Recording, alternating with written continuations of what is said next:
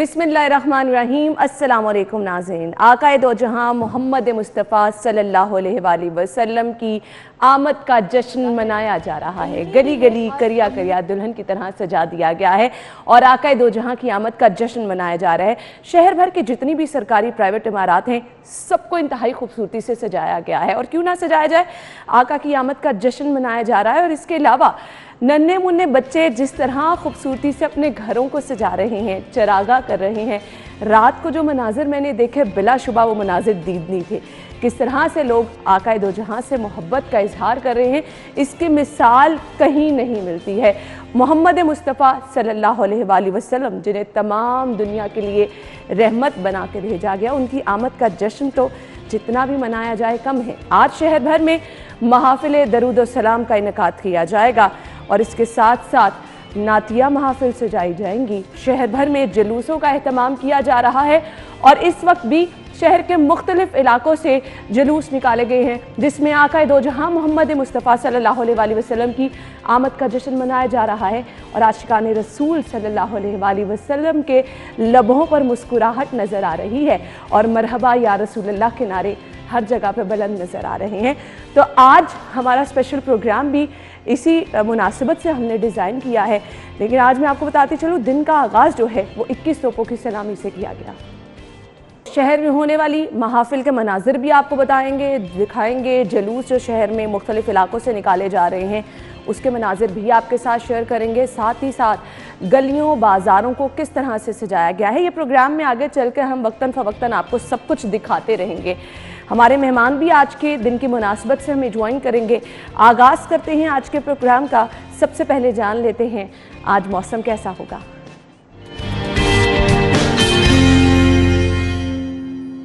फरीहा हमारे साथ मौजूद होंगी। फरीहा बताइए, मौसम इस वक्त कैसा है और पूरा दिन मौसम कैसा रहेगा, क्या कहना है महकमा मौसमियात का?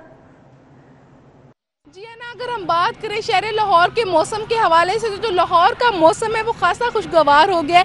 तेज़ ठंडी हवाएं चल रही हैं तो जो गर्मी की और हबस का जो जोर था वो टूटता नज़र आ रहा है। महकमा मौसमियात के मुताबिक जो शहर का दर्जा हरारत बताया जा रहा है वो 24 डिग्री सेंटीग्रेड है और जबकि जो कम से कम दर्जा हरारत है वो 20 डिग्री सेंटीग्रेड तक जाने का इम्कान है। जैसे जैसे दिन गुजरता जाता है मौसम जो है वो इंतहाई खुशगवार होता जाता है। रात के औकात में जो है ठंड लगना शुरू हो जाती है, लेकिन जो एयर क्वालिटी इंडेक्स है शहर की वो बढ़ती नज़र आ रही है। महकमा मौसमियात के मुताबिक जो एयर क्वालिटी इंडेक्स है वो 183 है। माहिरीन का कहना है कि शहरियों को एहतियाती तदाबीर करने की ज़रूरत है। सुबह 6 से 9 बजे जो बच्चों के स्कूल जाने का टाइम है, दफातर जाने का, यूनिवर्सिटी जाने का टाइम है, उस वक्त मास्क का इस्तेमाल करें क्योंकि इंसान को अपनी ज़िंदगी से प्यारा कुछ नहीं होता। इससे जो है बीमारियाँ फैल रही है जिसमें आंखों की बीमारी, गले की बीमारी और फेफड़ों की बीमारियाँ। इसे बचने के लिए जो है मास्क का इस्तेमाल करें और घरों से जो है कम निकले और आउटडोर जो एक्सरसाइज है उनसे भी जो है गुरेज करें। और जबकि जो मौसम है वो बहुत खुशगवार है, 10 किलोमीटर फी घंटा की रफ्तार से हवाएं चल रही हैं। शहरी जो हैं वो भी मौसम को खासा एंजॉय कर रहे हैं क्योंकि 12 रबीउल अव्वल है, जो लोगों को छुट्टी है और लोग जो है मौसम को एंजॉय करते हुए दिख रहे हैं। जी ठीक है Fariha, thank you so much. आप हमें मौसम की सूरत हाल के हवाले से अपडेट कर रही थी और साथ ही साथ फरीहा भी ये कह रही थी कि क्योंकि जश्न का सा, ईद का सा समा है तो लोग हमें इर्द गिर्द जो है वो आज के दिन को जो है वो भी भरपूर तरीके से सेलिब्रेट करते नज़र आ रहे हैं। तो हमने भी आज का दिन सेलिब्रेशन के तौर पर ही रखा है। खबरें भी अपनी डिस्कस करेंगे, कुछ मौजूदा हालात की तरफ भी जाएंगे। स्टूडियो में हमारे साथ हमारे सीनियर रिपोर्टर और असाइनमेंट एडिटर आमिर रज़ा खान साहब मौजूद हैं, उन्हें खुशामदीद कहेंगे। अस्सलाम वालेकुम। अस्सलाम, क्या हाल चाल है? अल्लाह करम, शुक्र अल्हम्दुलिल्लाह। आपने ईद वाली तैयारी की हुई आज? ईद वाली तैयारी, हाँ, इस ईद पे भी नया सूट मिलता है पहनने को और बेगम सिलवा देती है और फिर कहती है कि ईद वाले दिन नहीं पहनने। यानी वो ईद मिलादुन नबी हमारे लिए तो तमाम ईदों से ज़्यादा ईद, बिल्कुल बड़ी ईद है। बिल्कुल, यानी इस ईद की वजह से ही ईदें हैं। बिल्कुल, सोम है, सलात है, ज़कात है, हज है। सिर्फ इस एक ईद की वजह से आज हम सब मुसलमान हैं। इस ईद को क्यों ना मनाया जाए? बिल्कुल आपने सही कहा।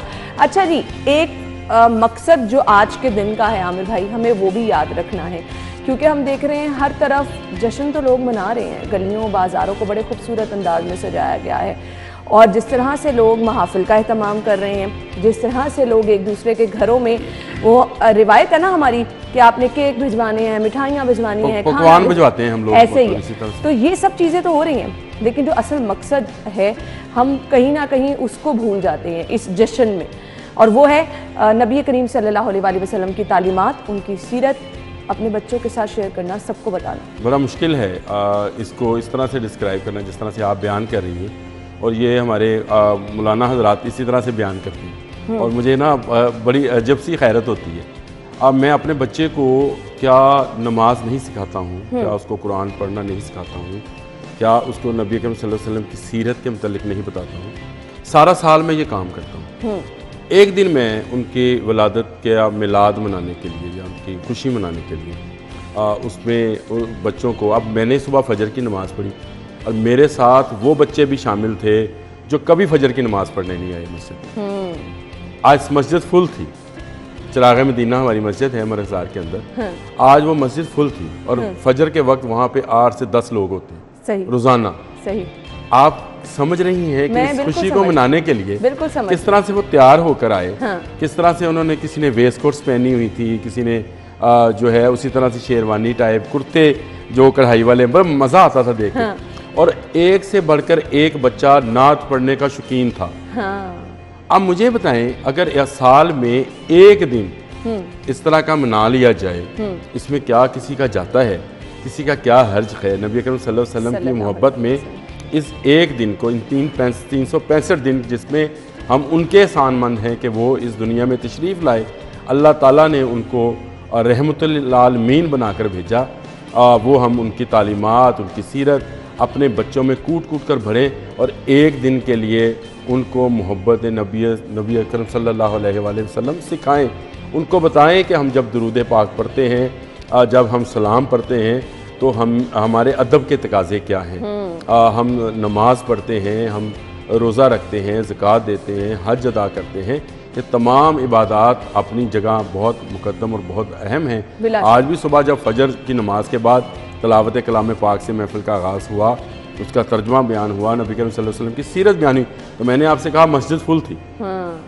और अगर बच्चों को इसी तरह से हम मसाजिद में लाएँ और उनको सीरत पाक बताएँ तो कोई हर्ज नहीं है। अगर बच्चे घर में लाइट्स लगाते हैं, चिरागा करते हैं, कुछ लोग जो हैं वो जुलूस निकाल कर खुश होते हैं, और उससे भी वो एक पैगाम है जो लोगों तक जाता है कि नबी करीम सल्लल्लाहु अलैहि वसल्लम की मोहब्बत जो ज़िंदा है ना, इसके पीछे एक हिस्ट्री है। अगर आप इन जुलूसों को इस तरह से देखते हैं, बहुत सारे जुलूस हमारे कल्चर में शामिल थे। बहुत सारे जुलूस हमारे यहाँ पे जब हमारा हिंदू कल्चर था उस वक्त शामिल थे, वो निकालते थे। वो दशहरे का जुलूस निकालते थे, वो बहुत सारे जुलूस निकालते थे। तो मुसलमानों को भी कोई ना कोई अपनी दिखाने के लिए कि हम भी जो हैं नबी करीम सल्लल्लाहु अलैहि वसल्लम के दीवाने मस्ताने परवाने हैं और हम भी इस्लाम पर मर मिटने के लिए तैयार हैं, तो इन्होंने भी इस जुलूस को आहिस्ता आहिस्ता रवाज देना शुरू किया। और ये अब बढ़ता बढ़ता, बचपन में जब हम लोग थे तो सिर्फ ये दिल्ली दरवाज़ा से निकलता था ऐसे ही, और सारी रात रहता था ये जुलूस। और उसमें बैलगाड़ियाँ थी, ऊँट गाड़ियाँ थी, उसमें और बड़ा खूबसूरत आमिर भाई मंजर नजर आता है जब घोड़ों पे सवार नन्हे बच्चे, अरबी लिबास, दुल्हों वाला लिबास ऐसे ही है, कुल्ले पहने हुए होते हैं।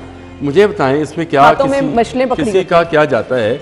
सारा साल हम नबी करीम सल्लल्लाहु अलैहि वसल्लम की आज का दिन भी खास जब हमने नमाज से किया, तिलावत कलाम पाक से किया, सीरत नबी भी बयान करने में किया, तो बच्चों को हमने सिखाया कि भाई ये सीरत है, इसके मुताबिक आपने ज़िंदगी गुजारनी है। और उसके बाद आपने जो हम जैसे महफिलें नबी करीम सल्लल्लाहु अलैहि वसल्लम के दौर में भी लगती थी नात की, और हज़रत हसन बिन साबित रज़ी अल्लाह तआला अन्हु जो हैं वो नाते पढ़ा करते थे, उसी तरह से आज बच्चों ने भी नाते पढ़ी, बड़ों ने भी। और मैं ये देख के हैरान था ना कि हमारे जो बुज़ुर्ग हैं, चाहे उनकी तर्ज उस तरह की नहीं है, लेकिन हर शख्स जो है मोहब्बत है ना, हर कोई कहता है कि हमारी भी हाजिरी, हाजिरी। वो 2 अशआर पढ़े, वो सऊदी अरब से एक आरिफ साहब आए हुए हैं, उन्होंने 2 अशआर ही पढ़े, लेकिन वो उस बात पर इतने नाजा थे कि मुझे मौका मिला और मैंने 2 अशआर पढ़ दिए, कहते मैं लिख के भी लाया। तो मज़ा आता है। और उसके बाद बच्चों ने, सारों ने ज़मीन पर बैठ के, सब बड़ों ने इकट्ठे खाना खाया, बिस्मिल्लाह रहमान रहीम पढ़ी, खाना शुरू किया, नाश्ता किया। अब मुझे बताएं इसमें किसी का क्या जाता है। हमने कोई रोड ब्लॉक नहीं की गई, कोई रास्ता रोका नहीं गया, किसी एम्बुलेंस का रास्ता नहीं रोका। यहाँ पे तो रोज़ाना आप खबरें पढ़ती हैं, मुजाहिरीन जो हैं रोड्स ब्लॉक किए रखते हैं। 5-6 दिन से माल रोड ब्लॉक है आपका। लेकिन इसके बावजूद अगर दीवाने मस्ताने अपने अंदाज से इसको मनाना चाहते हैं नबी करीम सल्लल्लाहु अलैहि वसल्लम के, तो उनको मनाने दिया जाए। चरागा करना चाहते हैं तो चरागा करने दीजिए, रोशनी करना चाहते हैं तो रोशनी करिए। बिल्कुल ऐसे है, और हर कोई अपने अंदाज में जिस तरह से मोहब्बत और अकीदत का इजहार करेगा। दुआ ये है कि ये मोहब्बत और अकीदत आका के हुजूर इसमें पेश हो और हम सब की दिली मुरादें भी पूरी हों और हम पूरी ज़िंदगी नबी दो जहां मोहम्मद मुस्तफ़ा सल्लल्लाहु अलैहि वसल्लम के बताए हुए रास्ते पर चलते रहें। और इंशाल्लाह अगर हम ये तहैया कर लेंगे तो हमारी ज़िंदगी के साथ साथ ये जो दुनियावी ज़िंदगी है, हमारी असल ज़िंदगी जो बाद में शुरू होनी है, इंशाल्लाह वो भी इसी तरह रोशनियों से मुनव्वर हो जाएगी। हमने एक ब्रेक लेनी है और ब्रेक के बाद शहर भर में जो जुलूस महाफिल का एहतमाम हो रहा है, आपको वो भी दिखाएंगे कि किस तरह से आशिकाने रसूल नबी की आमद का जश्न मना रहे हैं। ब्रेक के बाद आपको ज्वाइन करते हैं।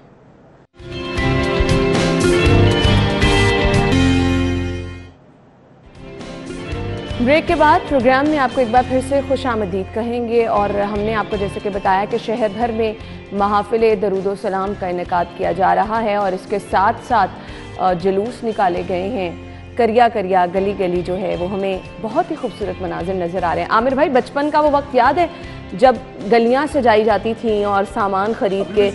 हाँ, लेकिन वो अपने बचपन की चीज़ें याद आती हैं ना कि हम असल में ना, आप भी और मैं भी, हम रहने वाले हैं अंदरून शहर की तरफ के, तो वहाँ थी गलियाँ। हाँ। अब शहर बहुत फैल गया और शहर की रवायत रवाज भी जो है वो भी मैं समझता हूँ फैल गए। हर जगह का मुख्तलिफ एक तरीकाकार है। हम बचपन में पहाड़ी बनाया करते थे और वो जो ज्वाइंट फैमिली में हाँ, सारे खानदान सारा के लोग खानदान इकट्ठा होता था। फिर मिलाद रात, हाँ। मैंने एक ऐसा मिलाद अटेंड भी किया अपने ससुराल में, वो पूरा खानदान इकट्ठा होके मिलाद कराते। अच्छा, हमारी गली में तो बड़े बड़े स्पीकर लगा लिए जाते थे। हाँ, और भी लगते हैं स्पीकर तो साथ गली से हाँ, लेकिन सामान ला ला के बड़े भाइयों को हम पकड़ा। अच्छा, ये चीज़ें अभी अंदरून शहर में हैं। अब अगर कल लोहारी बाजार जिस तरह से सजा हुआ था, कश्मीरी बाजार जिस तरह से सजा हुआ था, फिर इसके बाद ना जो वज़ीर खान मस्जिद है, दिल्ली दरवाज़ा है, तमाम अंदरून शहर के जो 13 दरवाजे हैं उनके अंदर इसी तरह से सजावट आज भी मौजूद है और बच्चे आज भी फ्री ऑफ कॉस्ट जो है वो सजाने का काम करते हैं। और अब तो जिद्दत आ गई है, अब क्योंकि वो अब तो नई चीजें आ गई हैं, बड़ा मज़ा आता है। और पहाड़ियाँ बनती हैं और बड़ी शानदार, यहाँ आज जो है बागबानपुरा का रक्स देखें, हम कैसे भूल सकते हैं। ये तो लोग स्पेशली बागबानपुरा में बहुत ज़बरदस्त पहाड़ी बन रही है और फिर खाने के बहुत बड़े बड़े बाजार लगते हैं, फूड बाजार कहते हैं उनको। और ईद मिलाद नबी में लोगों को मुफ्त खाना खिलाया जाता है वहाँ पर, और अनवाओ इकसाम के ऐसे खाने जो शायद आप कभी शादियों में भी ना खाएं, जो बहुत बड़ी दावतों में भी ना खाएं, वो आपका उसका एहतमाम जो है आज के रोज़ भी किया जाएगा और लोग जाएं और खाएं और तबरकन खाते हैं लोग उसको। और उसको ये नहीं है कि उसको ज़ाया करते हैं, बल्कि हम देखते हैं कि इस तरह से खाना खुला होता है कि लोग अपने घरों को भी ले जाते हैं। बारबेक्यूज चल रहे हैं और जिस तरह से लोग अपनी गाड़ियों को सजाते हैं, बाज़ारों को सजाते हैं, जिस तरह से लोग खुद तैयार होते हैं, तो ये मोहब्बत रसूल। अच्छा, हमारे शहर के कुछ बाजार ऐसे हैं, इस्लामपुरा का अगर जिक्र किया जाए, बागबानपुरा का आपने जिक्र किया, ये हमेशा से काबिल दीद रहते हैं। यहाँ बहुत खूबसूरती से जगहों को सजाया है। लोगों में जज्बा है, लोग इसको उसी जज्बे का इजहार जो है वो अपनी सजावट के जरिए करते हैं और इसमें लोग आपस में चंदा इकट्ठा करते हैं। ये कोई किसी एक साहब हैसियत का काम नहीं है। ये जो नगर नगर गली गली करिया करिया सजता है ना, ये लोगों की अपनी मोहब्बत, अपनी अकीदत है और उसी अकीदत और मोहब्बत के साथ वो इन बाज़ारों को सजाते हैं। और उसमें अब आज के दिन इतना बांटा जाता है कि मेरा ख्याल है कि शायद ही कोई भूखा रहता हो। वो जो हम कहते हैं ना कि सारा साल हमने पता नहीं कौन सा प्रोग्राम बना लिया, कौन सा, तो ऐसे मजहबी त्यौहार जो हैं उसमें जो आप आज की खबर, अब हम फिर कहेंगे खबर आ गई, 11 रुपए मुर्गी क्यों महंगी हुई है आज के रोज? इसीलिए कि आज बहुत सारे लोगों ने घरों में तमाम करना है, न्याज बांटनी है और वो न्याज बांटेंगे। और अब बहुत सारे घरों में आज खाना नहीं बनेगा, वो कहेंगे यार कभी किसी के घर से कुछ आ जाना, कभी किसी के घर से कुछ आएगा, तो वही खा पी लेंगे, तो खाना ना बने। बिल्कुल ऐसे ही। तो इस तरह से अगर देखा जाए तो मैं समझता हूँ कि ये बाहमी मोहब्बत और आमिर भाई, इससे जो हम पूरी दुनिया में पैगाम देते हैं, मेरे ख्याल से वो काबिल दीद है पूरी दुनिया में। कितना आप मुझे एक बात बताओ, ईदें गुजरती हैं, ईद कुर्बान तो चलो कुर्बानी में गुजर जाती है, ये ईद उल फितर जो है उसमें एक ईद की नमाज, हाँ, और उसके बाद घर पे आराम, बिल्कुल कुछ होता है उसके अलावा।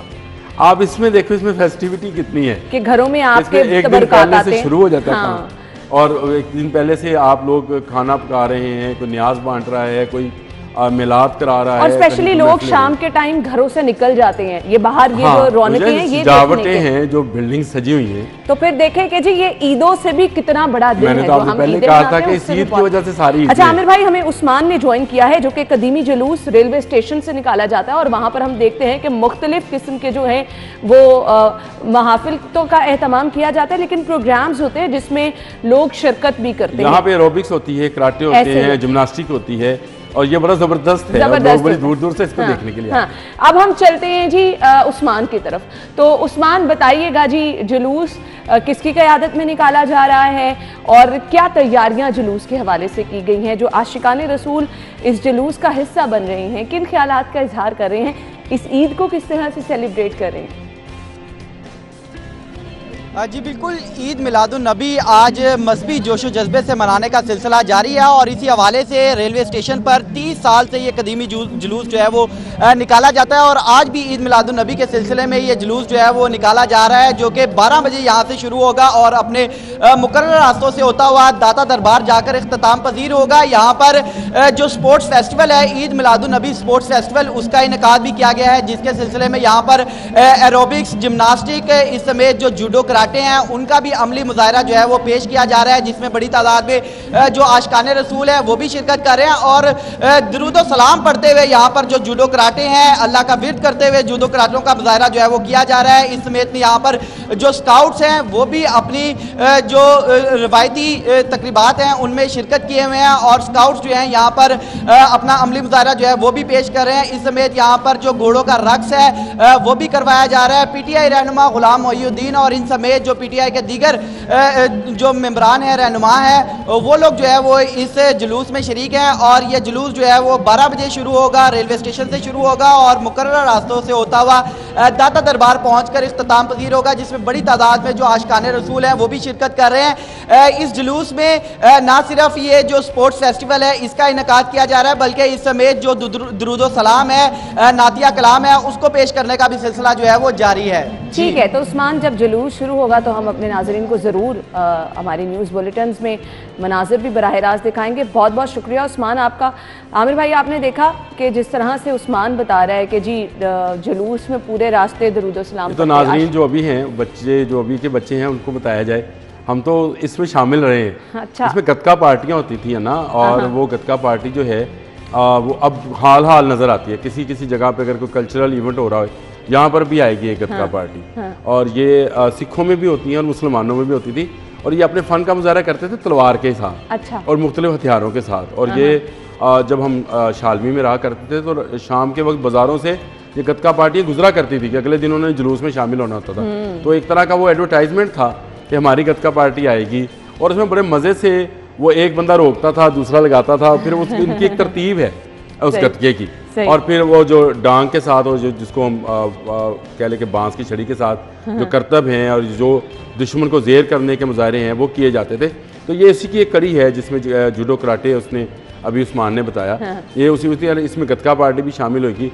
इसमें फिर वो असल वाले घोड़े भी होंगे और नकल वाले भी होंगे। जिसके अंदर आदमी होता है और बड़ी दिलचस्प चीज़ होती है वो, और ढोल के साथ साथ वो डांस करता है। और वो हमें बहुत फैसिनेट किया करता था कि ये ना घास खाएगा, ना ये टांग मारेगा, ना इसे डर लगता है। उससे हम उसे बहुत इंजॉय करते थे और लोग उस पर उनको पैसे भी दिया करते थे। ये मैं समझता हूँ कि ये वो कल्चर हमारा जो कि बहुत कदीमी कल्चर है और जो मैं समझता हूँ कि हिंदुस्तान पाकिस्तान बनने से पहले की, जब तकसीम से पहले भी मुसलमान इसी तरह मनाया करते थे, वो जज्बा, वो जोश अभी भी है। और आमिर भाई, ये जज्बा, ये जोश जो है जैसे जैसे वक्त गुजर रहा है ना, बढ़ता चला जा रहा है।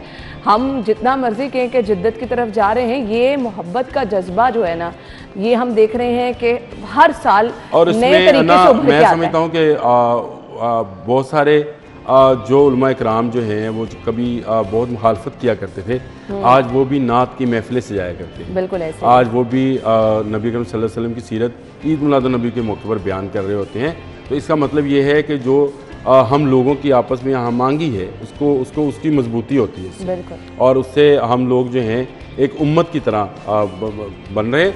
नबी करीम सल्लल्लाहु अलैहि वसल्लम की उम्मत का मतलब ही यही है कि तमाम अफराद जो हैं उनके साथ एक जैसी मोहब्बत रखें, एक जैसी क़ीदत रखें। हाँ, उसमें कोई पहलू ऐसा नहीं होना चाहिए जिससे दूसरे लोगों को यानी गैर मुस्लिमों को हमारी तज़ीक उड़ाने का मौका मिले। जब हम बचपन में थे ना तो बहुत सारे इंडियन गाने लगाकर इस मौके पर डांस किया जाता था, लेकिन फिर बुज़ुर्गों ने जो है इसको बिल्कुल बैन किया।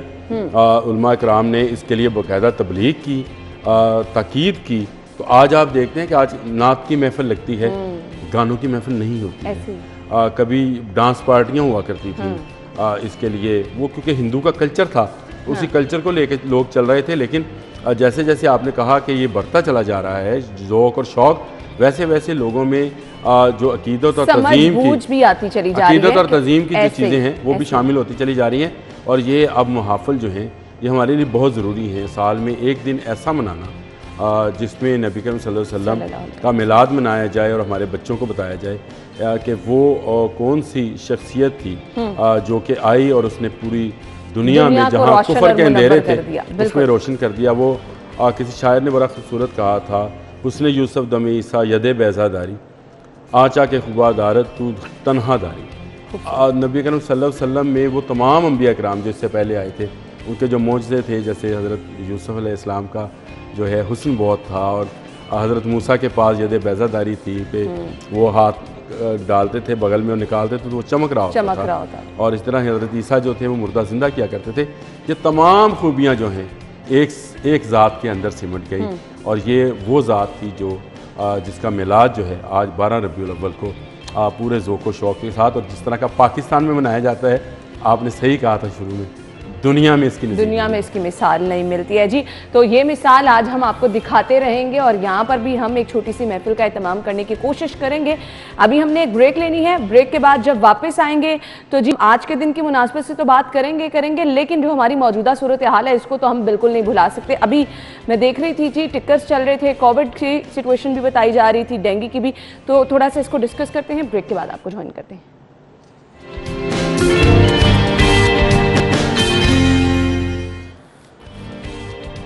ब्रेक के बाद आपको खुश आमदीद कहेंगे। और अभी न्यूज़पेपर में जो मेरे पास न्यूज़ है जी डेंगू के हवाले से, उसमें 204 नए मरीज़, और जो अभी हमारे पास सुबह का डेटा मौसूल हुआ है उसके मुताबिक 257 नए मरीज़ जो हैं वो 24 घंटों में सामने आए हैं।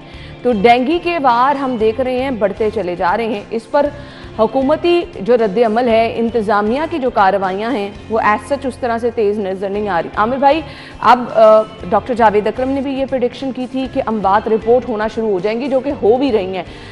खुदा ना खास्ता अब डर लग रहा है कि ये तादाद बढ़ती ना जाए वक्त के साथ साथ। ये बढ़ेगी, मुझे जो आपको तो डर लगता है, और मुझे इस बात का अंदाज़ा है, मेरी जितनी डॉक्टर से बात हुई, जितने इसके माहिरीन से बात हुई, कि इस हुकूमत ने बहुत देर कर दी डेंगू के तदारक करने में। शायद कोरोना की वजह से देर हो गई आमिर भाई, लेकिन अब बेड्स की तादाद कम से कम बढ़ा दें। बेड्स की तादाद बढ़ाने से भी कुछ नहीं होगा। अब भी लोगों को समझने की ज़रूरत है कि डेंगू मच्छर जो है 2 औकात में काटता है, फजर और मगरिब के तुलुए आफ्ताब और गरूबे आफ्ताब। हम उसको फजर मगरिब के जी बिल्कुल ठीक कहा। अच्छा, ये 2 औकात हैं, तो इसमें आप एहतियात करें।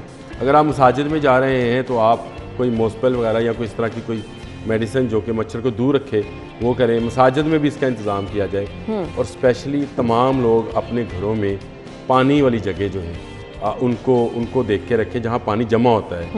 हम परिंदों को पानी डालते हैं तो उसको एहतियात करें कि वो जो पानी का बर्तन है उसको रोज़ाना की बुनियाद पर धोया जाए, क्योंकि 7 दिन लगते हैं कहते हैं कि इसके अंडे से इसके मच्छर बनने में। तो अगर उस दौरान इसको ख़त्म कर दिया जाए, इसको खुश्क कर दिया जाए और दोबारा भर दिया जाए पानी के साथ, रोज़ाना सुबह शाम ये प्रैक्टिस कर ली जाए, उसमें भी कोई हर्ज नहीं है। आप इर्द गिर्द गमलों में देखें पानी है, फ्रिज की ट्रेज में। और सबसे बड़ी बात, ये जो हमारे पास कूलर है जिसको रूम कूलर्स कहा जाता है, लाहौरी कूलर्स भी कहते हैं इनको, वो कूलर जो हैं उनके अंदर पानी जमा रहता है और साल रहता है। कोई जहमत नहीं करता कि उसको पानी को खुश्क किया जाए।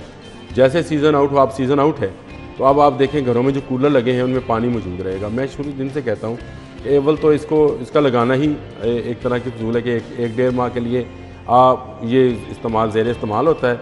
जैसे बरसात शुरू होती है इसका इस्तेमाल ख़त्म हो जाता है, और उसके बाद सिर्फ इसमें पानी रहता है, मट्टी रहती है, गर्द रहती है, और आपकी खिड़की जो है उसकी वो रोशनी, उसकी वो हवा वो भी बंद रहती है। तो इसको लगाने का भी कोई वैसे इस कदर फ़ायदा नहीं है। लेकिन अगर आपको बहुत ज़रूरी है तो आजकल तो बहुत पोर्टेबल आते हैं जो कमरे के अंदर आ जाते हैं, उनको हिलाया जलाया जा सकता है, उस तरह की हो फिर उसको साफ करके रखें। गमले जो हैं, आप घर में पौधों का शौक रखते हैं ज़रूर करें, लेकिन उतना पानी दें जो जज्ब हो जाए, मट्टी के ऊपर मौजूद ना रहे, मट्टी के अंदर चला जाए, वो महफूज है।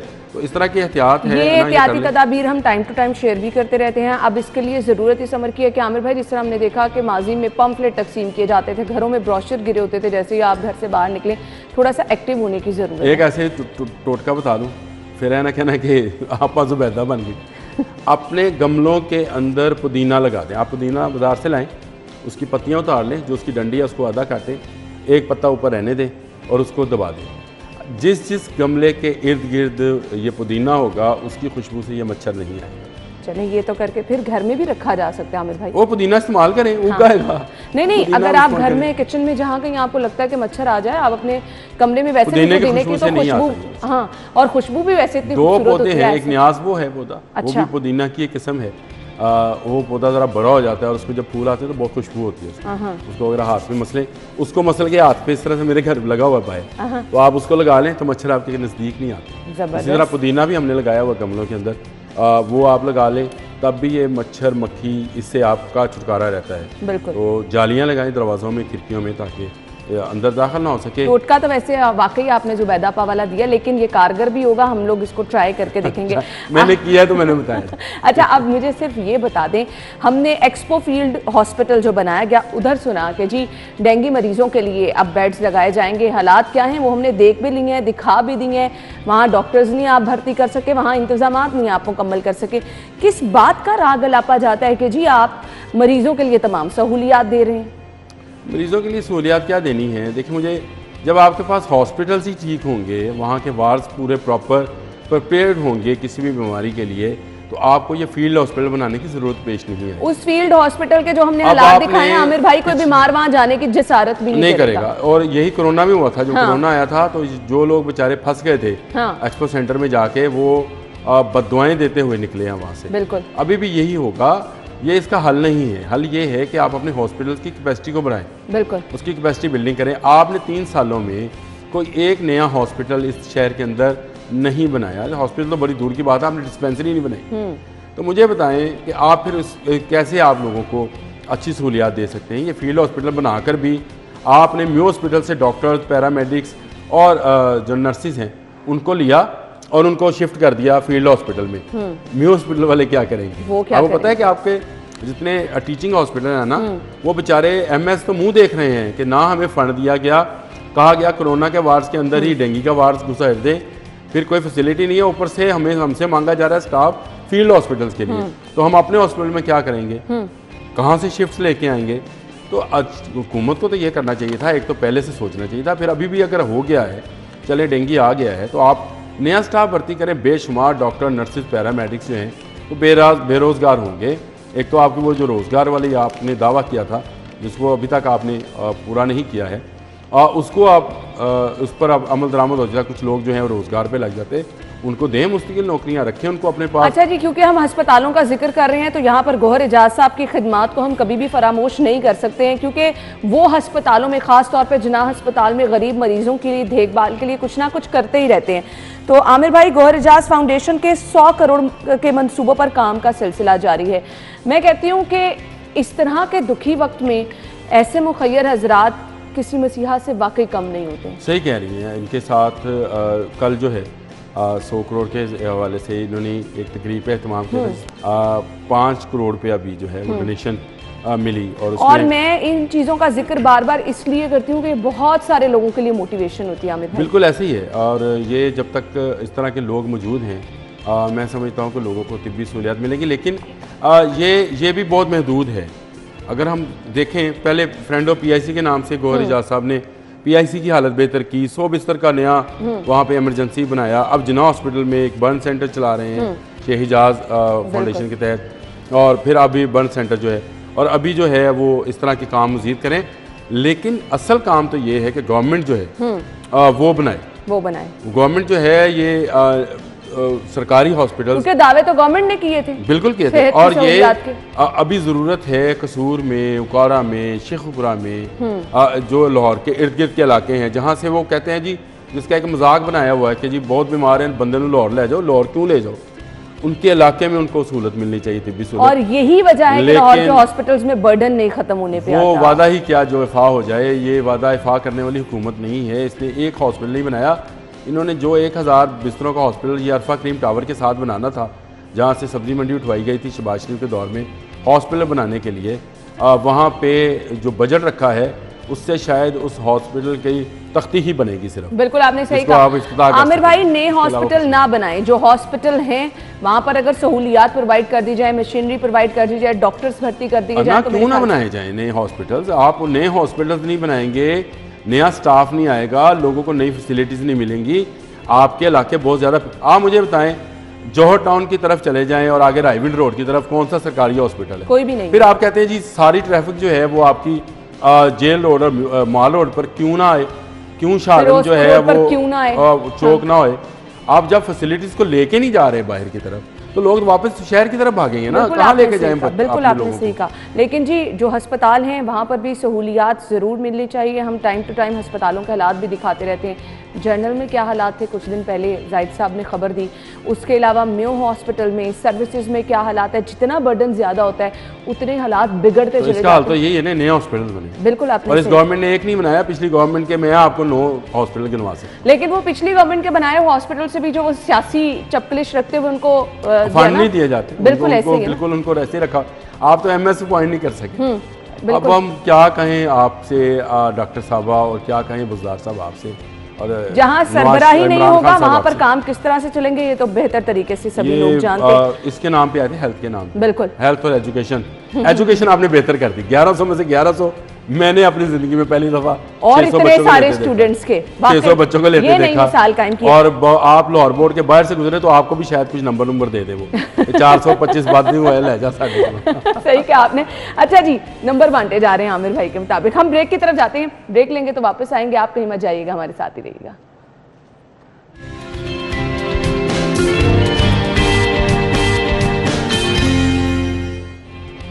ब्रेक के बाद आपको खुशामदीद कहेंगे। खबर ये है कि निजी हाउसिंग सोसाइटीज़ जो हैं उनको औकाफ की अराजी को कोड़ियों के भाव बेचने की तैयारियां।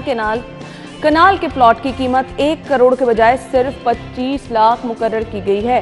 क्या कहेंगे आमिर भाई, मुझे तो समझ नहीं आ रही। असल में माले मुफ्त दिले बेरहम हाँ। है। औकाफ की ज़मीनें हैं जो इनको मिली नहीं। ये औकाफ के अफसरान से ज़रा पूछा जाए, अगर इनकी अपनी ज़मीन होती हाँ। तो कितने में बेचते? बिल्कुल। शायद 2-2.5 करोड़ रुपए में बेचते एक कनाल। बिल्कुल सही कहा। अब क्योंकि अपनी नहीं है ये ज़मीनें जो हैं मुख्तलिफ मज़ारात के नाम पर और उसकी प्रॉपर्टीज़ के नाम पर इनके हाथ में आई। और वो जो पंजाबी में कहते हैं, पता नहीं किसी को समझ आवे ना आवे, कि चोरी का माल ते डांगा दे गज। अब ये डांगा दे गज ने कि आप करोड़ों की ज़मीन जो है वो लाखों हज़ारों में बेच रहे हैं। और ये हुकूमत जो है वो एहतसाब के नाम पर आई थी। एहतसाब करें ना ज़रा औकाफ वालों का कि ये कैसे ज़मीन इतनी सस्ती बेच सकते हैं। आपको पता है औकाफ की इस शहर के अंदर मेन पॉइंट्स के अंदर बड़ी रोड, माल रोड जैसी रोड के ऊपर भी दुकानें हैं और उनका किराया चंद 100 के ऊपर है आज के दिन में, आज के दौर में। ये इतनी प्रॉपर्टीज़ हैं औकाफ की, लेकिन ये अफसरान जो हैं वो मिली भगत से सारी चीज़ें देते हैं, उनकी नीलामी करते हैं। ये बिल्कुल एक ऐसा धंधा बन चुका है इसकी ज़मीनों की फ़रोख्त का, जो पूरे पंजाब में जारी है। और इस पर हुकूमत को नोटिस लेना चाहिए, में नवाजा जा रहा है, इस पर एहतसाब होना चाहिए। देखिए, जब तक आप इन अफसरान का एहतसाब नहीं करेंगे तब तक आप सियासतदानों का सिर्फ एहतसाब करते रहेंगे। आमिर भाई, ये मिली भगत से हो रहा है ना, एक दूसरे को नवाजा जा रहा है, तो एहतसाब किसने करना है मुझे सिर्फ ये बता दो। हुकूमत ही करेगी, लेकिन अब हुकूमत कहाँ जाए, कहाँ करे। मैं तो नैब से रिक्वेस्ट करता हूँ। नैब के जो DG लाहौर हैं वो बहुत विजिलेंट हैं और बहुत सारे मामलात को उन्होंने सुलझाया भी है। इस वक्त नैब के जितने अफसरान हैं पूरे पाकिस्तान में सबसे अच्छे अफसर जो हैं लाहौर के अंदर मौजूद हैं। तो मैं उनसे दरख्वास्त करता हूँ कि खुदारा इसको अभी से पकड़ लें। कौन लोग हैं इसके पीछे, कौन सी माफिया है जो इस सारी को प्रॉपर्टीज़ को औने पौने दामों ख़रीद कर लोगों को करोड़ों में बेचेगा। वो हम ही क्यों ना बेच लें, यानी गवर्नमेंट क्यों ना बेच लें, गवर्नमेंट का फ़ायदा क्यों ना हो जाए। तो नैब जो है ये इस पर भी कार्रवाई करे और इस पर काम करे। और भी बहुत सारे हैं, सिर्फ नैब नहीं है, एंटी करप्शन वाले भी मौजूद हैं। ज़रा कराएं ना, ज़रा ओपन मार्केट में इसकी इस ज़मीन की वैल्यू लगवाएं, बोली लगवाएं, देखते हैं कौन कौन आता है, कितने कितने की ज़मीन बिकती है। अगर हम ये जो सेंटर पॉइंट के सामने वाली ज़मीन जो है सेंट्रल डिस्ट्रिक्ट बिजनेस डिस्ट्रिक्ट वाली, उसको आपने बहुत अच्छे दामों बेचा, अंदाजे से भी ज़्यादा, यानी 42 करोड़ रुपया पर कनाल जो है वो ज़मीन बिकी आपकी। तो मुझे बताएं कि ये जो ज़मीन है ये भी तो करोड़ों में बिकनी चाहिए थी, तो गवर्नमेंट को ही जाएंगे पैसे। बिल्कुल सही। वो चाहे कोई भी ले, कोई प्राइवेट बड़ी पार्टी लेना चाहती है, सो बिस्मिल्लाह ले, वहाँ पे हाउसिंग सोसाइटी बनाए, कोई बिजनेस डिस्ट्रिक्ट बनाए, कोई किसी को रोज़गार दे, चले उससे मज़ीद कारोबार फैलेगा। लेकिन इस तरह से नहीं कि औकाफ की ज़मीनों को जो है माफ़ी चाहता हूँ इस वर्ड की, हराम की ज़मीनें समझ कर आप बेच रहे हैं। तो ये जो हरामी लोग हैं उनके खिलाफ कार्रवाई होनी चाहिए, इन अफसरान को ज़ेर ताब लाना चाहिए। और सबसे बड़ी बात, इस गवर्नमेंट में तमाम अफसरान ने एक नारा पकड़ा हुआ है जी, इसलिए काम नहीं हो रहा कि जी अफसरान डरते हैं कि नैब कार्रवाई ना करें। तो जो अब अगर आप इस तरह की हरकत करेंगे तो नैब कार्रवाई क्यों ना करें। बिल्कुल। और ये गवर्नमेंट को भी चाहिए कि कोई ऐसा कानून ना बनाए, कोई ऐसी चीज़ ना बनाए जो सरकारी अफसरान को पकड़ने से रोके। बिल्कुल सही। सबसे बड़ा माफिया ये है, ये सियासतदानों को, और ये गवर्नमेंट तो आई आमिर भाई मेरिट के नाम पे थी, ये और सारे मेरिट की धज्जियां उड़ा रहे हैं। ये सारे क्लर्जिस वो हैं, ये सारे वो अशराफियाँ हैं जो लोगों को धोखा देने के तरीके बताते हैं। ये वज़रा को बताते हैं, जो सियासी लोग होते हैं उनको बताते हैं कहाँ से प्रॉफिट, रास्ते भी सारे यही लोग बताते हैं, और ये बच भी जाते हैं। ये फिर उसी वजीर पर डाल देते हैं, उसी सियासतदान पे डाल देते हैं, और बाद में आमिर भाई बचाने वाले लोग भी बीच में ही मौजूद होते हैं ना। असल में ये सब कुछ शहर के अंदर मुझे बताएं, रातों रात कितने लोग जो हैं मेरे सामने करोड़पति थे जो करोड़पति हो। बिल्कुल आपने सही कहा। अच्छा आमिर भाई हमारे पास वक्त कम है, मुझे क्लोजिंग का इस वक्त आ जा रहा है। थैंक यू सो मच, बहुत बहुत शुक्रिया। नाज़रीन ये हेडलाइंस आप जानिएगा, जिसके बाद हम आपको एक बार फिर से प्रोग्राम में ज्वाइन करेंगे। आपने कहीं नहीं जाना जी, हमने आपको शहर में महाफिल भी दिखानी है, जुलूसों का एहतमाम जो किया गया वो भी दिखाना है। हमारे साथ ही रहिएगा।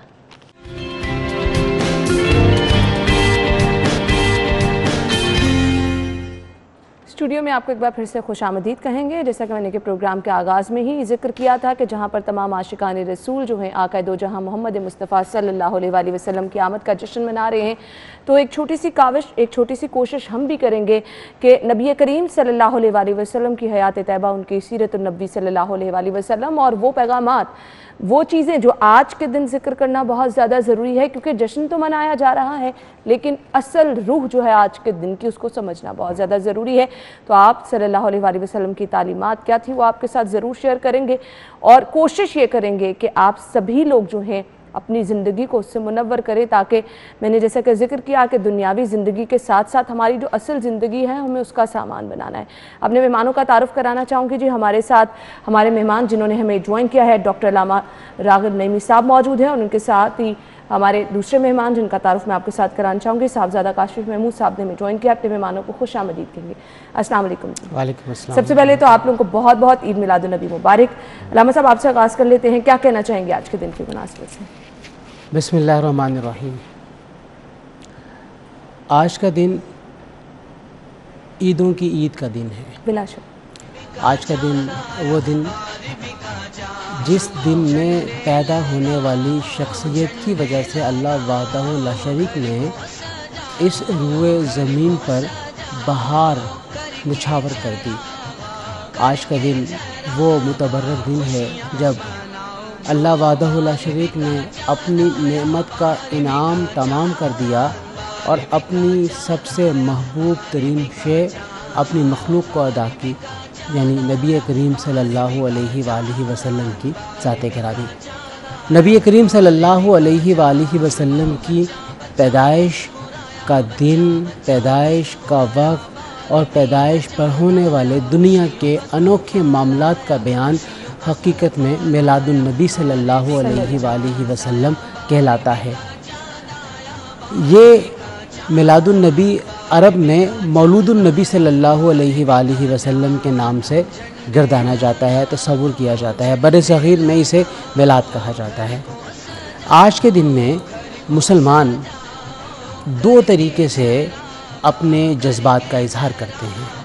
एक, नबी करीम सल्लल्लाहु अलैहि वसल्लम की आमद पर खुशी का इजहार, जश्न का इजहार, और जश्न और खुशी के इजहार के लिए हर वो तरीका जिसकी शरीयत में मुमानियत नहीं है वो जायज़ तस्वुर किया जाता है, जिसमें दूसरों के हुकूक पामाल होते हुए नज़र ना आए। दूसरा, नबी करीम सल्लल्लाहु अलैहि वसल्लम की सीरत का बयान। और जब हम सीरत का बयान करते हैं तो सीरत के बयान के साथ साथ ये दिन मुसलमानों के लिए इंतहाई अहमियत का हामिल हो जाता है, जब इस दिन को मुसलमान अपने लिए तजदीद अहद वफ़ा अज़ सीरत नबी सल्लल्लाहु अलैहि वालैहि वसल्लम के तौर पर मनाएं। यानी बिल्कुल अपने अज़्म करना है, अपने अहद और अपने अज़म को पुख्ता करना है कि हमने आने वाले साल में अपनी ज़िंदगी को सीरत तैयबा के ऐन मुताबिक मनानी और गुजारनी है।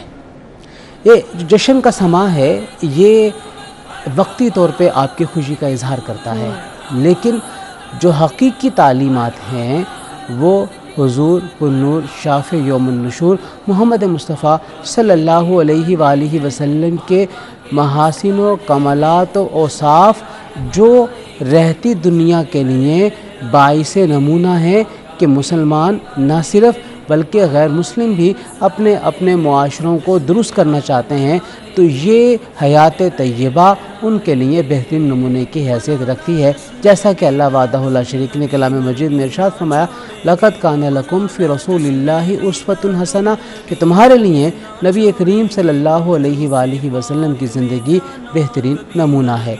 और ये जो बेहतरीन नमूना है ये हकीकत में दिबाचा है, मुकदमा है नबी करीम सल्लल्लाहु अलैहि वालैहि वसल्लम के उस ऐलान नबूवत को तस्लीम करवाने का जो अल्लाह वाहदहु ला शरीक ने आपकी ज़ात के अंदर जमा फरमा दी है। ये जो अखलाक हसना, जो महासिन हैं जिनको हम बयान करते हैं, नबी करीम सल्लल्लाहु अलैहि वालैहि वसल्लम ने कुफ़ार और कुरैश मक्का के उस सख्त माहौल के अंदर इजहार करके दिखाए जब कोई भी इनको ना तस्लीम करने के लिए तैयार था और ना अपनाने के लिए तैयार था। इसमें आप सल्लल्लाहु अलैहि वालैहि वसल्लम का सादिक होना और अमीन होना ख़ास तौर पे, और ये दो सिफ़ात जिसके ख़ुद कुफ़ार मक्का भी मुतरिफ़ थे कि नबी करीम सल्लल्लाहु अलैहि वालैहि वसल्लम जैसा सादिक और अमीन उन्होंने कभी नहीं देखा। आपने सही कहा। मैं काशिफ महमूद साहब आपसे ये जानना चाहूँगी, हम देख रहे हैं महाफिल हो रही हैं, छोटे छोटे बच्चे जो हैं वो उसमें शिरकत कर रहे हैं, हमारे नौजवान उसमें शिरकत कर रहे हैं, और जिस अकीदत और मोहब्बत का इजहार करें बिलाशुबा उसकी मिसाल नहीं मिलती। लेकिन सवाल ये है, ये अकीदत और मोहब्बत सिर्फ आज के दिन ही क्यों है? ये हम अपनी ज़िंदगी का खासा क्यों नहीं बना लेते? बिस्मिल्लाहिर्रहमानिर्रहीम। आज के दिन के हवाले से पहले तो कहना चाहेंगे कि बलगल उलाब कमाल ही कशफ़त दुजाब जमाल ही हसनत जमीओ फ़िसाल ही सल्लु अलैहि वाले। आज का दिन बेसिकली उस दिन की याद का दिन है जिस दिन सरकार दो आलम तशरीफ़ लाए। सरकार वैसा फरमाया करते थे कि याद वाले के लिए हर मौसम याद का होता है। आज का दिन उसको पुख्ता करने का दिन ज़रूर हो सकता है, लेकिन साल के जो बाकी दिन हैं उन दिनों में इस ख्याल को भूलना नहीं चाहिए।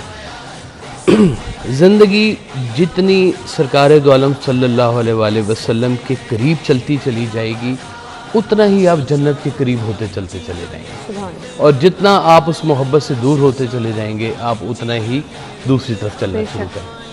तो मोमिन जो है वो अपनी ज़िंदगी का जो उसलूब है वो उसवत हसना, सरकार दो आलम, हुस्न आपका इखलाक, आपकी तालीमात उसके करीब तरीन रखता है, ताकि आपसे मोहब्बत का, हमारे लिए जो सबसे मुसलमानों के लिए प्रायोरिटी वाली चीज़ है ना, वो इश्क़ रसूल सल्लल्लाहु अलैहि वसल्लम है। उससे आगे कोई बात नहीं होती हमारे। ये एक ऐसा मामला है जिसमें अल्लाह और मोमिन दोनों सेंसिटिव होते हैं कि इसके बारे में कोई बात नहीं सुनी जाएगी। ये अल्लाह भी नहीं सुनता, अल्लाह भी बहुत सेंसिटिव है इस बारे में। तो ये हम जब कहते हैं कि हमारा जीना मरना, हम आशिक मुस्तफ़ा, हम ग़ुलामान मुस्तफ़ा, और इस तरह के हम जब टाइटल देते हैं तो ये हमारी ज़ाहिरी ज़िंदगी में कहीं ना कहीं इसकी झलक ज़रूर होनी चाहिए। जैसे अल्लामा साहब ने फरमाया कि जुलूस निकल रहे हैं, सारा कुछ हो रहा है, लेकिन वो बात वही है कि आप सरकार दो आलम की पसंद और नापसंद का भी ज़रूर ख्याल रखें इसके बीच में, कि अगर आपके जुलूस के ऊपर कहीं कोई खुदा न खास्ता अंग्रेज़ी गाने चल गए तो फिर क्या बनेगा, या अगर बच्चों ने उसके ऊपर डांस करना शुरू कर दिया तो क्या तालीम चल जा रही होगी। इसलिए बहुत बेहतर है दुरूद शरीफ की महफिल बनाई जाए, सीरत की महफिल बनाई जाए। एक सीरियस नोट पे भी काम होना चाहिए। मुझे बहुत खुशी हुई कि गवर्नमेंट ऑफ पाकिस्तान ने अशरा शान रहमतुल्लिल आलमीन का जो अनाउंसमेंट की, और उस ज़मन में तकरीबन हर सरकारी इदारे ने, हर डिपार्टमेंट ने अपने अपनी जगह पर महफिल का इनकाद किया, कॉन्फ्रेंसेस हुई, क्विज मुकाबले कराए गए, और ये बड़ी अच्छी एक्टिविटी थी कि आपने नौजवानों को इसमें शामिल भी किया। डॉक्टर साहब, मैं आपसे ये जानना चाहूँगी, वैसे तो नबी करीम सल्लल्लाहु अलैहि वसल्लम की अगर ज़िंदगी पर रोशनी डालें तो हमें हर उनकी ज़िंदगी के पहलू से कुछ ना कुछ सबक मिलता है। हमने अपने नौजवानों को नबी करीम सल्लल्लाहु अलैहि वसल्लम की ज़िंदगी के वो पहलू बताने हैं जिससे हमारी दुनिया और आखिरत दोनों संवर जाए। तो कुछ ऐसी चीज़ें आप जिक्र करना चाहें कि जिनको हम अपनी ज़िंदगी का हिस्सा बनाएं तो दीन और दुनिया दोनों की भलाई। बड़ा अहम सवाल। यूथ पाकिस्तान में, यूथ की तादाद, नौजवानों की तादाद बाकी दुनिया के मुकाबले में ज़्यादा है। और अगले 20 सालों में इस तादाद में और ज़्यादा इजाफा हो जाएगा। ये वो तबका है पाकिस्तान में रहने वालों का जिनके कंधों पर आगे आने वाली मुआशी तरक्की का मुकम्मल तौर पे इन्हिसार है। लेकिन मुआशी तरक्की हो या समाजी तरक्की हो या किसी भी एतबार से तरक्की का कोई भी पहलू हो, उसके लिए कुछ सर्टन रूल्स और कुछ क्वालिटीज़ उन तरक्की करने वाले अफराद में होनी चाहिए। नबी करीम सल्लल्लाहु अलैहि वसल्लम की सीरत तैयबा में जो दो बातें मैंने पहले आपके सामने अर्ज़ की, एक सादिक और दूसरा अमीन, ये तरक्की के रास्ते का सबसे बड़ा कदम और सबसे बड़ा जीना है। किसी भी इंसान का सादिक होना और किसी भी इंसान का अमीन यानी अमानतदार होना, यानी मुआशी तरक्की के अंदर सच्चाई और अमानतदारी दो इंतहाई अहम पहलू हैं जिसकी बुनियाद पे तरक्की हो सकती है। हमारे माशरे में बादियों नज़र में तसव्वुर ये किया जाता है कि कोई भी तरक्की करना चाहे मुआशी एतबार से तो वो स्लो है, उसमें एक वक्त लगता है, और नाजायज़ तरीक़ों से और नाजायज़ ज़राए से तरक्की के हासूल के तमाम तर मुमकिना इक़दामात किए जाते हैं जो कि उस इंसान के लिए हलाल के दायरे कार में नहीं रहते, वो उसे हराम के ज़ुमरे के अंदर ले आते हैं और हमें अंदाज़ा भी नहीं होता कि बरकतें जो हैं वो ख़त्म हो चुकी। तीसरी चीज़, इस पूरे अमल के दौरान नबी करीम सल्लल्लाहु अलैहि वसल्लम ने जो अखलाकी तालीमात हमें दी हैं, उसमें छोटे तबके को, जो गिरा हुआ तबका है, जो माशरे का पसमानदा तबका है, उसको उठाने की एक सबील नबी करीम सल्लल्लाहु अलैहि वसल्लम की सीरत तैयबा में हमें मिलती है। तरक्की बैलेंस्ड उसी वक्त होती है जब तमाम के तमाम मैदानों के अंदर तरक्की हो। हम ये नहीं कह सकते इंफ्रास्ट्रक्चर के अंदर हमने बहुत अच्छा काम कर लिया तो तरक्की होगी, या स्काई क्रैपर्स हमने बना ली तो तरक्की हो गई है। तरक्की के लिए आपको बैलेंस अप्रोच चाहिए होती है, तमाम मैदानों को आपको इकट्ठा लेकर चलना पड़ता है। इसी तरीके से जो तरक्की के रास्ते के ऊपर चलने वाले हैं, जब तक वो अपने आस पास रहने वालों को उस तरक्की के अमल में शरीक नहीं करेंगे, उनकी तरक्की सस्टेनेबल नहीं होगी। एक लंबे वक्त आर्जी तो हो सकती है, लेकिन वही लोग जब हसद करेंगे, अगर वो शरीक नहीं होंगे इस तरक्की के अमल में, ना सिर्फ वो हसद करेंगे बल्कि उनके मनफी जज्बात उस शख्स के रास्ते में बहुत बड़ी रुकावट बनते हुए नज़र आएंगे। इसलिए मुआशी तरक्की ख़ास तौर पर, और फिर इसी तरीके समाज की तरक्की है। अब समाज की तरक्की का दारोमदार तालीम की फराहमी पर है, इंसाफ की फराहमी पर है। हमारे मुआशरे के अंदर ना तालीम प्रॉपर दी जा रही है और तालीम को एक बिज़नेस बना लिया गया है, और जब 4, 5, 10 लाख रुपए देकर एक बच्चा BS की डिग्री या MS की डिग्री हासिल करता है किसी भी प्राइवेट यूनिवर्सिटी से, तो वो प्राइवेट यूनिवर्सिटी उस 10 लाख देने वाले को कभी फेल नहीं करेगी, वो उसे कभी भी सेकंड ग्रेड डिग्री नहीं देगी, वो उसे फर्स्ट ग्रेड डिग्री ही देगी, क्योंकि उसने पैसे लिए हैं तालीम के। और तालीम को हमारे मुआशरे के अंदर कमाई का एक ज़रिया बना लिया गया है। हमें इस तालीम को कमाई का ज़रिया बनाने के बजाय तालीम बराए तालीम की हैसियत से आगे मुंतकिल करना है। बिलाशुबा आपने सही फरमाया। नाज़रीन, हमारे मेहमान हमारे साथ मौजूद हैं, हम गुफ्तगू का सिलसिला आगे बढ़ाएंगे और ज़रूर आप इनकी जो नतीजा अखज़ करें उसको अपनी ज़िंदगी पे इम्प्लीमेंट करें, ताकि हम बार बार जो जिस चीज़ पे ज़ोर दे रहे हैं कि हमने अपनी ज़िंदगी के साथ साथ, हमने इस जश्न के साथ साथ ये भी तहैया करना है कि हमारी ज़िंदगी में आकाए दो जहां मोहम्मद मुस्तफ़ा सल्लल्लाहु अलैहि वसल्लम की जो तालीमात हैं उनकी झलक भी नज़र आनी चाहिए। वो कहा जाता ना कि उसवा रसूल सल्लल्लाहु अलैहि वसल्लम से बेहतरीन रास्ता हमारे लिए बिलाशुबा कोई नहीं है। तो कोशिश ये कीजिए कि कुछ आज के दिन आप नया तहैया कीजिए कि आपने कोई ना कोई एक काम ज़रूर करना है जिससे नबी करीम सल्लल्लाहु अलैहि वसल्लम जो है वो खुश हो कि किस तरह से उनकी उम्मत जो है उनका रास्ता अपनाए हुए है। तो हम ब्रेक के बाद आपको एक बार फिर से ज्वाइन करेंगे, हमारे साथ ही रहिएगा। Welcome back. गुफ्तगू का सिलसिला आगे बढ़ाएंगे। हमारे साथ हमारे मेहमान मौजूद है। काशिफ महमूद साहब, मैं आपसे ये जानना चाहूँगी, हमने अपने पैगाम को स्ट्रॉन्ग बनाना है जी, क्या उसके लिए अल्फाज ऐसे होने चाहिए, तासुर वो कैसे पैदा किया जाए? देखें, सरकार दो आलम सल्लल्लाहु अलैहि वसल्लम का रास्ता अल्लाह का रास्ता, ये रास्ता इंसानों में से होके गुजरता है। और अगर आप इंसानों वाले रास्ते पर सही चलेंगे तो ये रास्ता कबूल होगा, वरना खाली नाम लेने से ये बात नहीं बनेगी।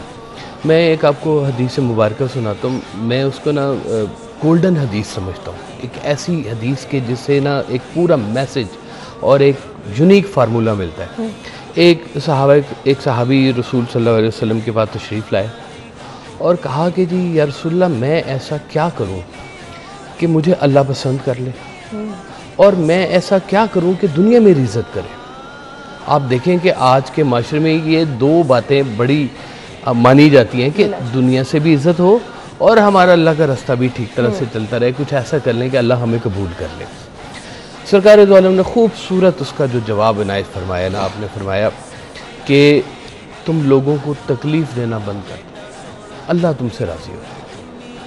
यानी कि रबूबियत सारी की सारी इस बात में छुपी हुई है कि उसकी मखलूक को तंग ना किया जाए।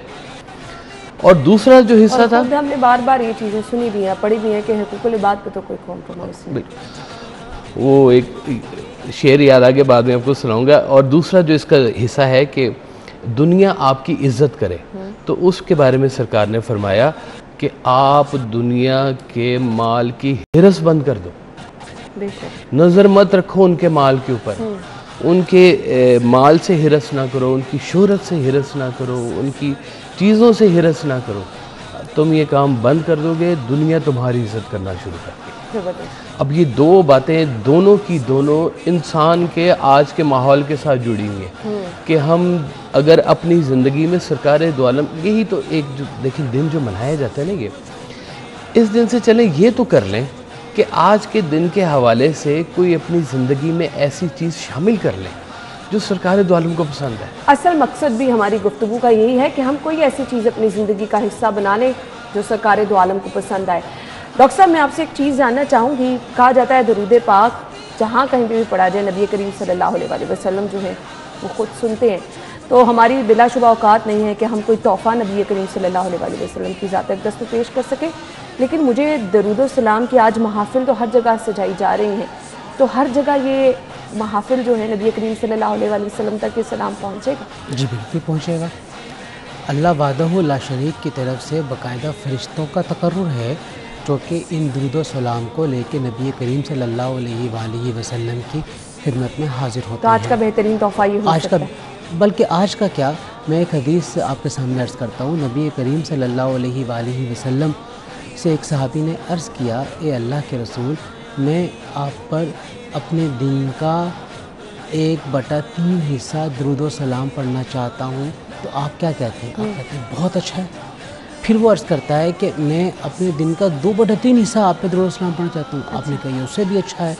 यानी आप सल्लल्लाहु अलैहि वसल्लम सहाबा कराम के इस अमल को, जो कि दरूद पढ़ने का अमल है, इसके ऊपर आपने खुशी का इजहार फरमाया। और फिर अल्लाह वादहु ला शरीक खुद कलाम मजीद में इरशाद फरमाता है, इन्नल्लाहा व मलाइकतहु युसल्लूना अलन नबी या अय्युहल्लज़ीना आमनू सल्लु अलैहि व सल्लिमू तस्लीमा।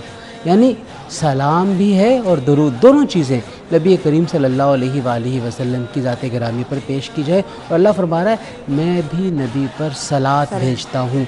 और अल्लाह का सलात भेजने का अमल क्या है?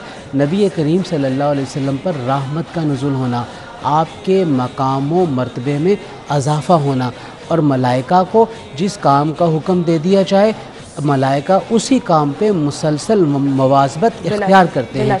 और हुक्म क्या है, ए ईमान वालो तुम भी नबी करीम सल्लल्लाहु अलैहि वसल्लम पर दरूद व सलाम भेजो। सल्लल्लाहु अलैहि व आलिहि वसल्लम, ये अदना तरीन दरूद और सलाम है।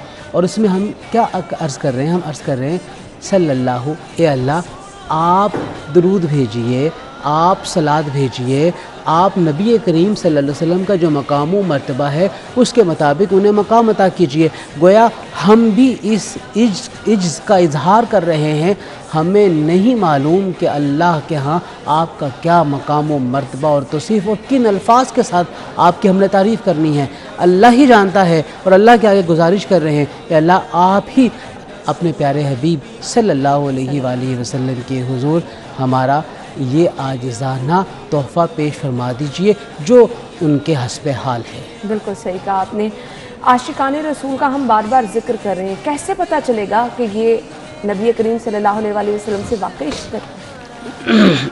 वो लोग रोते ज़्यादा हैं, अच्छा, हंसते कम हैं, और वो मलाल से और हुज़न से, नुकसान के डर से बाहर होते हैं, और उनसे कभी किसी को नुकसान नहीं पहुंचता, बेशक उनसे किसी की दिल आज़ारी नहीं होती, और उसको फिर कहने की ज़रूरत नहीं होती कि मैं आशिक़ रसूल हूँ। दुनिया कहती है कि आशिक़ रसूल है। बहुत बड़ी बात। जो आपके अखलाक़ हसना पर जो चलता है, जो आपके करीब तर रहता है, जो आपके नाम पर लोगों में रहमतें तकसीम करता है, जो आपके नाम पर दुश्मनों को माफ़ करता है, जो आपके नाम पर अपनी ज़िंदगी से बुरी चीज़ें निकालता है, जो सरकार दो आलम ने फरमाया कि वो शख्स मोमिन नहीं हो सकता। सहाबा-ए-किराम ने फरमाया कौन सा? आपने फिर कहा कि वो शख्स मोमिन नहीं हो सकता। तीसरी दफ़ा जब आपने फरमाया तो आपने कहा कि जिसका हमसाया उसके शर से महफूज नहीं। हमारी रोज़मर्रा की ज़िंदगी में ये बात कहने वाली नहीं होती, ये बात समझने वाली है कि सरकार दो आलम की मोहब्बत आपसे ये काम करवा ही नहीं सकती। सच्चा आशिक़ रसूल होगा वो ये काम कर ही नहीं सकता, उसकी इंस्टिंक्ट में ये बात ख़त्म हो जाती है। ये ऐसा एक मोहब्बत का दायरा है कि आप उस दायरे के अंदर वो काम अपने शौक़ से कर रहे होते हैं, ज़ौक़ से कर रहे होते हैं। बस आपका एक शेर याद आ गया कि शीन शौक़ चराग जलाओ दिल विच होवण दूर हनेरे, जिथे शौक दे दीवे बलदे चानन चार चुफेरे, शौक दी मंजिल हर मंजिल तो अगे होर अगेरे, वासिफ यार चलो चल वसीए जिथे शौक दे डेरे। ये जो शौक के डेरों वाले लोग हैं ना, ये शौक के साथ सारे काम कर रहे होते हैं, और ये शौक से जो काम किए जाते हैं इंसान उसमें थकता नहीं है। तो सरकार दो आलम के हवाले से जो लोग काम कर रहे हैं उनको ये बताने की ज़रूरत नहीं होती है, क्योंकि मकसद इंसान खुश करना नहीं है, मकसद अल्लाह खुश करना है। बिलाशुबा आपने सही कहा, मकसद अल्लाह ताला को खुश करना है। डॉक्टर साहब, हमारी हमेशा ये ख्वाहिश रहती है कि हमें पता चले कि हमने जो दुआ की, हमने जो अच्छा अमल किया, हमने जो आज महाफिल सजाई, हमने जो आज नियाज की, वो कबूल हो गई है क्या? ये कबूलियत वाली जो एक चीज़ है, कैसे पता चलती है कि अल्लाह ताला ने अपने यहाँ कबूल कर लिया, नबी करीम सल्लल्लाहु अलैहि वसल्लम को ये चीज़ पसंद आ गई है? इत्मीनान दिल। एक अच्छा काम करने के बाद जब आपका दिल मुतमईन हो जाए, सुकून में आ जाए, तो आप समझिए अल्लाह आपसे राज़ी है, अल्लाह का रसूल आपसे राज़ी है। और इत्मीनान दिल के लिए हमें फिर उसी अंदाज़ को अपनाना पड़ेगा जो नबी करीम सल्लल्लाहु अलैहि वसल्लम की सीरत का ख़ासा था।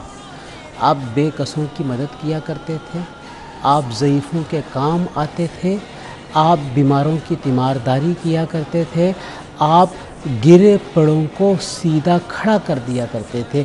ये वो सुनहरी अल्फाज हैं जो अल्लाह के नबी की ज़ौजा हज़रत खदीजतुल कुबरा रज़ी अल्लाह ताला अन्हा ने उस वक़्त इरशाद फरमाए जब नबी करीम सल्लल्लाहु अलैहि वसल्लम पहली वही के बाद घर में आए, और आपने ये भी फरमाया अल्लाह आपको गमज़दा नहीं करेगा। गमों से बचना है तो इन सीरत के कामों को अपने अमल में लेकर आ जाइए, अल्लाह ताला आपको गम से दूर करेगा। और आज की दुनिया की सबसे बड़ी बीमारी डिप्रेशन, ये डिप्रेशन इंसान के वजूद से ख़त्म हो जाएगा। ज़बरदस्त, बहुत ही बड़ी बात की है जी। ये चीज़ें वाकई अगर आपको अंदर से सुकून देती हैं, आपका कोई ऐसा हुस्न अमल तो मान लीजिए कि वो अल्लाह ताला के यहाँ जो है वो कबूल हो चुका है। काशिफ साहब, मैं आपसे ये जानना चाहूँगी, हम मुसलमानों को बार बार कहते हैं कि उसवाए रसूल की पाबंदी करनी है, आज के दिन आपको ये तहैया करना है, आज के दिन आपको ये सोचना है कि कुछ एक ऐसा अच्छा अमल आपने अपनाना है। तो बिलाशुबा ये ज़िंदगी का सबक है, आप हर नए दिन नया सबक सीखते हैं और उस पर अमल भी करते चले जाते हैं। हमारे पास अल्लाह ताला ने हमारी आखिरी किताब कुरान पाक ऐसी उतारी है जिससे हम हर रोज़ अगर पढ़ें और उससे हम सबक हासिल कर सकते हैं। किस तरह हम चीज़ों को पढ़ते हैं, थोड़ी देर के लिए अपनाते हैं, भूल जाते हैं, क्यों ऐसा है? जैसे एक दिन में 5 वक्त अजान दी जाती है ना, हालांकि मुसलमान पे फ़र्ज़ है, उसको चाहिए 5 वक्त नमाज़ पढ़ ले, लेकिन अजान दी जाती है कि वो आए, अगर वो कहीं भूल रहा है तो उसको याद दहानी हो जाए। ये जो अल्लाह का रास्ता है ना जी, ये बग़ैर संगत के मुकम्मल नहीं होता। आपकी अगर संगत नेक हो तो नेक संगत आपको, आपका दोस्त कोई अच्छा हो और नमाजी हो तो वो सुबह जाएगा तो आपको भी उठा के ले जाएगा, चल यार सुबह नमाज का टाइम हो गया, वहाँ चलते हैं। तो ये ऐसी संगत आपको बचा लेती है। इंसान के पास ना बहुत मल्टी विजन्स हैं, बहुत सिनेरियोज़ हैं जहाँ पर इंसान लॉस्ट हो जाता है, गुम हो जाता है पैसे कमाने में, शोहरत कमाने में, इज़्ज़त कमाने में। तो ऐसी जगहों पर आपके पास एक ऐसा अलार्मिंग सिस्टम होना चाहिए जो आपको बार बार याद कराए। वैसे तो हर वक्त 5 वक्त की जो अजान अगर सिर्फ आप सुन लेना तो वो भी अपनी एक तासीर रखती है मुकम्मल, कि वो आपके अंदर वो जो जज्बा हुब्बुल वतनी है, जज्बा ईमान जो है वो बढ़ाती है आपके अंदर। तो आप उसी के साथ ही अगर मुंसलिक हो जाए ना, लोगों की कुछ की आदत बड़ी खूबसूरत होती है, कोई काम भी करते हैं तो बिस्मिल्लाह स्टार्ट कर देते हैं, शुरू अल्लाह के नाम से, और कोई ओ बिस्मिल्लाह जी आए जो है ऐसे करके बात करते हैं। ऐसी चीज़ें ज़िंदगी के अंदर छोटी छोटी जो हैं वो आपको अल्लाह के और करीब करती जाती हैं। बिल्कुल, और हमें पता भी नहीं होता हम किस तरह से अल्लाह ताला के करीब होते चले जाते हैं। ये सिर्फ वो चीज़ें हैं कि आपको अपने अंदर से तहैया करने की ज़रूरत होती है। डॉक्टर साहब, वक्त कम है, मैसेज आज के दिन की मुनासबत से क्या देना चाहेंगे इस्लाम? सबसे बड़ा मैसेज तो ये है कि जिस नबी के मिलाद की खुशी मनाई जा रही है बिलाशुबा मनाएं, लेकिन इस वादे के साथ कि हम इस नबी की सीरत तैयबा पर भी पहले से ज़्यादा बढ़ के अमल पैरा होंगे। बेशक, और यही आज का सबसे बड़ा पैगाम है। आपके मैसेज मैं 2 शेर अगर वैसे साहब के ईद मिलादुन नबी के हवाले से अगर मैं पेश कर दूँ तो मुबारक अहले ईमा को के ख़त्मुल मुरसली आए, मुबारक सद मुबारक बानी दीन मुबी आए, मुबारक हो कि दुनिया में शहे दुनिया व दी आए, चराग़ तूर आए ज़ीनते अर्शे बरी आए, कि हुस्न ज़ात देने के ज़ौक़े यकीन आए, मुबारक हर जहाँ को रहमतुल लिल आलमीन आए। ये रोज़े कुन से भी पहले ज़माने की कहानी है, दो आलम में मोहम्मद का न था सानी न सानी है, फना ज़ेरे कदम उनकी बका पर हुक्मरानी है, मोहम्मद के ग़ुलामों तक की हस्ती जावेदानी है, सरापा इश्क हक बनकर हसीनों के हसी आए, मुबारक हर जहाँ को रहमतुल लिल आलमीन आए। दमे ईसा यदे बैज़ा से आगे है मकाम उनका, कलामुल्लाह की तफसीर है गोया कलाम उनका, हयात जावेदा देता है दुनिया को पयाम उनका, खुदा ही जानता है किस कदर प्यारा है नाम उनका, गुनाहगारों न घबराओ शफ़ीउल मुज़नबी आए, मुबारक हर जहाँ को रहमतुल लिल आलमीन आए। सभी को मुबारक नबी करीम सल्लल्लाहु अलैहि वसल्लम की आमद का ये दिन, और अल्लाह ताला हम सब के लिए ये जो हमने महफिल सजाई, जो जगह जगह महफिल सजाई जा रही है, हमें इसका अजर भी अता फरमाए। और साथ ही साथ मैंने कहा ना कि सीखना बहुत ज़रूरी है, तहैया करना बहुत ज़रूरी है, अज़्म करना बहुत ज़रूरी है कि इंशाअल्लाह हम उसवा रसूल की पाबंदी करेंगे। बहुत बहुत शुक्रिया हमारे आज के मेहमानों का, थैंक यू सो मच, आपके वक्त का शुक्रिया। नाज़रीन, हम ब्रेक लेंगे, ब्रेक के बाद आपको ज्वाइन करते हैं, हमारे साथ ही रहिए।